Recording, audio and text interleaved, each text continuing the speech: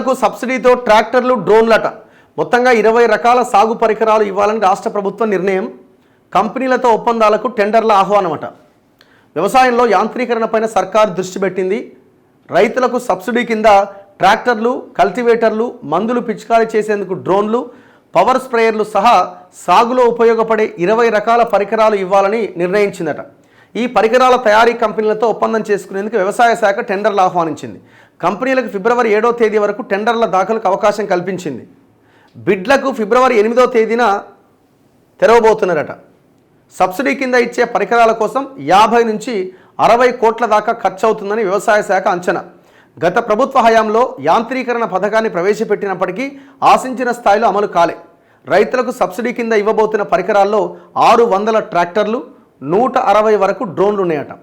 దుక్కి కోసం ట్రాక్టర్లకు కల్టివేటరు, ప్లౌ, రోటవేటర్లు సహా అమర్చే వివిధ పరికరాలను కూడా అధిక మొత్తంలో ఇవ్వబోతున్నారట.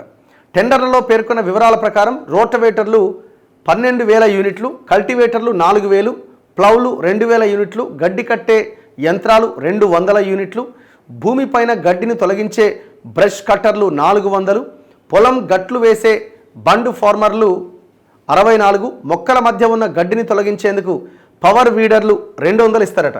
మొక్కజొన్నను గింజలుగా వేరు చేసే యంత్రాలు 80 ఇస్తారట. పవర్ ట్రిల్లర్లు 420 ఇవ్వాలని నిర్ణయించుకున్నారట.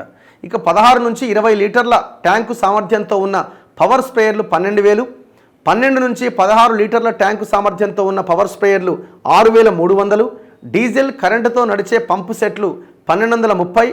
ఈ యూనిట్లతో పాటు నీటిని సరఫరా చేసే పీవీసీ, హెచ్డిపిఈ పైపులు 1,40,000, స్టోరేజీ బిన్స్ 50 వరకు ఇవ్వాలని నిర్ణయించారట. ఇది మంచి నిర్ణయమే. ఎందుకంటే ఈ పనిముట్లు, వాటి మీద సబ్సిడీలు ఇవన్నీ ఏనాడో ఎత్తేసారు. తెలంగాణ వచ్చిన తర్వాత అసలు లేనేలేవు. దీన్ని ఇంకా సంఖ్యను పెంచే ప్రయత్నం చేయండి, డబుల్ ట్రిపుల్ చేయండి.